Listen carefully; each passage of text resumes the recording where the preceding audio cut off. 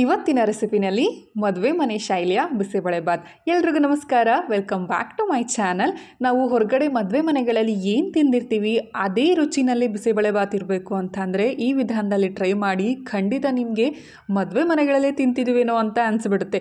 ಹಾಗಾದರೆ ಬನ್ನಿ ವಿಡಿಯೋನ ಸ್ಟಾರ್ಟ್ ಮಾಡೋಣ. ಇಲ್ಲಿ ಒಂದು ಬೌಲ್ಗೆ 1 ಕಪ್ ಅಳತೆನಲ್ಲಿ ಅಕ್ಕಿ, ಅದೇ ಕಪ್ ಅಳತೆನಲ್ಲಿ ತೊಗರಿಬೇಳೆನ ಸೇರಿಸಿ ಇದನ್ನು ಚೆನ್ನಾಗಿ 2-3 ಸಲ ತೊಳೆದು, ನಿಮಗೆ ಸಮಯ ಇದ್ದರೆ ಒಂದು 10 ರಿಂದ 15 ನಿಮಿಷಗಳ ಕಾಲ ಇದನ್ನು ನೆನೆಸ್ಕೊಳ್ಬಹುದು. ಅಥವಾ ಸಮಯ ಇಲ್ಲ ಅಂತ ಅಂದರೆ ಇದನ್ನು ಡೈರೆಕ್ಟಾಗಿ ನೀವು ಕುಕ್ಕರ್ಗೂ ಸಹ ಸೇರಿಸ್ಕೊಳ್ಬಹುದು. ನಾನಿಲ್ಲಿ ಒಂದು 10 ರಿಂದ 15 ನಿಮಿಷ ನೆನೆಸಿ ಕುಕ್ಕರ್ಗೆ ಸೇರಿಸ್ಕೊಂಡಿದ್ದೀನಿ.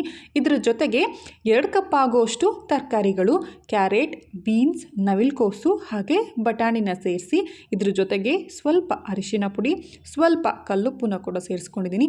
ನಿಮಗೆ ಇಷ್ಟ ಇದ್ದರೆ ಕಡಲೆ ಬೀಜನ ಈ ತರಕಾರಿ ಜೊತೆಗೇ ಹಾಕಿ ಬೇಯಿಸ್ಕೊಳ್ಬಹುದು, ಅಥವಾ ಬೇಡ ಅಂತಂದರೆ ಒಗ್ಗರಣೆಗೂ ಕೂಡ ಹಾಕ್ಕೊಳ್ಬಹುದು. ನನಗೆ ಈ ರೀತಿ ತರಕಾರಿ ಜೊತೆ ಬೆಂದರೆ ತುಂಬ ಇಷ್ಟ ಆಗುತ್ತೆ. ಅದಕ್ಕೋಸ್ಕರ ನಾನಿಲ್ಲಿ ಕಡಲೆ ಬೀಜನ ಸೇರಿಸಿದ್ದೀನಿ. 1 ಟೇಬಲ್ ಸ್ಪೂನಷ್ಟು 4 ಕಪ್ಪಷ್ಟು ನೀರನ್ನು ಸೇರಿಸ್ಕೊಂಡಿದ್ದೀನಿ. 1 ಕಪ್ ಅಕ್ಕಿ, 1 ಕಪ್ ತೊಗರಿ ಬೇಳೆಗೆ 4 ಕಪ್ಪಷ್ಟು ನೀರನ್ನು ಸೇರಿಸಿ ಸ್ವಲ್ಪ ಎಣ್ಣೆನೂ ಕೂಡ ಸೇರಿಸಿ ಮೀಡಿಯಮ್ ಫ್ಲೇಮ್ನಲ್ಲಿ ಇದನ್ನು 2 ವಿಷಲ್ ಬರೆಸ್ಕೊಳ್ಳೋಣ. 2 ವಿಷಲ್ ಆದಮೇಲೆ ಕುಕ್ಕರ್ ಪೂರ್ತಿಯಾಗಿ ತಣ್ಣಗಾದ್ಮೇಲೆ ಲಿಡ್ ಓಪನ್ ಮಾಡಿ ನೋಡಿದ್ರೆ ಅನ್ನ ಹಾಗೆ ತರಕಾರಿಗಳೆಲ್ಲ ಸಾಫ್ಟಾಗಿ ಬೆಂದಿರುತ್ತೆ ಈ ರೀತಿಯಾಗಿ. ಇವಾಗ ಇದಕ್ಕೆ ಒಗ್ಗರಣೆ ಮಾಡ್ಕೊಳ್ಳೋಣ. ಬಿಸಿಬೇಳೆಬಾತ್ ಮಾಡೋದಕ್ಕೆ ಇಲ್ಲಿ ನಾನು ಒಂದು ಪಾತ್ರೆ ಇಟ್ಕೊಂಡು ಇದಕ್ಕೆ 1 ಸ್ಪೂನಷ್ಟು ತುಪ್ಪ ಹಾಗೆ 2 ರಿಂದ 3 ಸ್ಪೂನಷ್ಟು ಎಣ್ಣೆನ ಸೇರಿಸಿ ಸ್ವಲ್ಪ ಬಿಸಿ ಆದಮೇಲೆ ಸಾಸಿವೆ, ಒಂದು ಸ್ವಲ್ಪ ಜೀರಿಗೆ, ಹಾಗೆಯೇ ಅರ್ಧ ಕಪ್ಪಷ್ಟು ಸಾಂಬಾರು ಈರುಳ್ಳಿನ ಸೇರಿಸ್ಕೊಂಡಿದ್ದೀನಿ. ಸಾಂಬಾರು ಈರುಳ್ಳಿ ಹಾಕೋದ್ರಿಂದ ಬಿಸಿಬೇಳೆಬಾತ್ ರುಚಿ ತುಂಬಾ ಚೆನ್ನಾಗಿ ಬರುತ್ತೆ.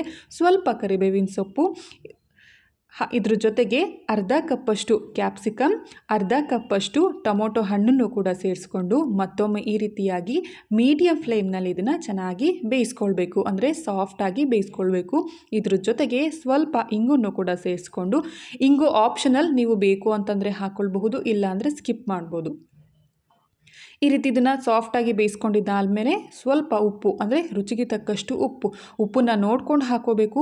ಅನ್ನ ಬೇಯುವಾಗಲೂ ಕೂಡ ನಾವು ಉಪ್ಪನ್ನು ಸೇರಿಸಿರ್ತೀವಿ. ಹಾಗೆಯೇ 2 ಟೇಬಲ್ ಸ್ಪೂನಷ್ಟು ಹುಣಸೆ ಹಣ್ಣಿನ ರಸ. ನೀವು ಹುಣಸೆ ಹಣ್ಣನ್ನು ಎಷ್ಟು ತೊಗೊಂಡಿರ್ತೀರೋ ಅದೇ ಪ್ರಮಾಣದಲ್ಲಿ ಬೆಲ್ಲನೂ ಕೂಡ ತೊಗೊಂಡು ಬೆಲ್ಲನೂ ಕೂಡ ಸೇರಿಸ್ಕೊಂಡು ಅದ್ರ ಜೊತೆಗೆ ಸ್ವಲ್ಪ ಅರಿಶಿನ ಪುಡಿನೂ ಸೇರಿಸಿ ಮತ್ತೊಮ್ಮೆ ಈ ರೀತಿ ಕುದಿಸ್ಕೊಳ್ಬೇಕು. ಅಂದರೆ ಹುಣಸೆ ಹಣ್ಣಿನ ರಸ ಹಾಕಿದ್ದೀವಲ್ವ, ಅದು ಈ ರೀತಿ ಚೆನ್ನಾಗಿ ಕುದಿಬೇಕು. ಈ ರೀತಿಯಾಗಿ ಕುದ್ದ ಮೇಲೆ 2 ರಿಂದ 2.5 ಟೇಬಲ್ ಸ್ಪೂನಷ್ಟು ಬಿಸಿಬೇಳೆಬಾತ್ ಪೌಡರ್ನ ಸೇರಿಸ್ಕೊಳ್ತಿದ್ದೀನಿ. ಇದರ ಲಿಂಕನ್ನು ನಾನು ಡಿಸ್ಕ್ರಿಪ್ಷನ್ ಬಾಕ್ಸಲ್ಲೂ ಕೂಡ ಹಾಕಿರ್ತೀನಿ. ಅದಲ್ಲದೆ ನಾನು ಲಾಸ್ಟ್ ವಿಡಿಯೋದಲ್ಲಿ ಈ ಪೌಡರ್ನ ಹೇಗೆ ಮಾಡೋದು ಅನ್ನೋದನ್ನು ಕೂಡ ಅಪ್ಲೋಡ್ ಮಾಡಿರ್ತೀನಿ. ನಿಮಗೆ ಇಷ್ಟ ಇದ್ದರೆ ನೀವು ಚೆಕ್ ಮಾಡ್ಕೊಳ್ಬಹುದು. ಪೌಡರ್ ಹಾಕಿದ ಮೇಲೆ ಕುದಿಸ್ಕೊಳ್ಬೇಕು ಚೆನ್ನಾಗಿ. ಈ ರೀತಿಯಾಗಿ ಎಣ್ಣೆ ಬಿಡಬೇಕು, ಅಲ್ಲಿವರೆಗೂ ಕುದಿಸಿ ಸ್ವಲ್ಪ ಒಣಕೊಬ್ಬರಿ ತುರಿನೂ ಕೂಡ ಸೇರಿಸಿ ಮತ್ತೊಮ್ಮೆ ಈ ರೀತಿ ಚೆನ್ನಾಗಿ ಮಿಕ್ಸ್ ಮಾಡಿಕೊಂಡು ಮುಂಚೆನೇ ಬೇಯಿಸಿಟ್ಕೊಂಡಿರುವಂತಹ ಅನ್ನ ಹಾಗೆ ತರಕಾರಿಗಳನ್ನ ಸೇರಿಸಿ ಮತ್ತೊಮ್ಮೆ ಮಿಕ್ಸ್ ಮಾಡ್ಕೊಳ್ಬೇಕು. ಇದಕ್ಕೆ 4 ಕಪ್ಪಷ್ಟು ನೀರನ್ನು ಸೇರಿಸ್ತಿದ್ದೀನಿ. 4 ರಿಂದ 5 ಕಪ್ಪಷ್ಟು ನೀರು. ನೀವು ಯಾವ ಅಳತೆನಲ್ಲಿ ಅಕ್ಕಿ ತೊಗರಿಬೇಳೆನ ತೊಗೊಂಡಿರ್ತೀರೋ ಅದೇ ಅಳತೆನಲ್ಲಿ 4 ರಿಂದ 5 ಕಪ್ಪಷ್ಟು ನೀರನ್ನು ಸೇರಿಸ್ಕೊಳ್ತಿದ್ದೀನಿ. ಕನ್ಸಿಸ್ಟೆನ್ಸಿ ನೋಡ್ಕೊಳ್ಳಿ, ತುಂಬ ತೆಳುವಾಗೂ ಮಾಡ್ಕೊಳ್ಬಾರ್ದು, ತುಂಬ ಗಟ್ಟಿಯಾಗೂ ಕೂಡ ಮಾಡ್ಕೊಳ್ಬಾರ್ದು. ಈ ಕನ್ಸಿಸ್ಟೆನ್ಸಿನಲ್ಲಿರಬೇಕು.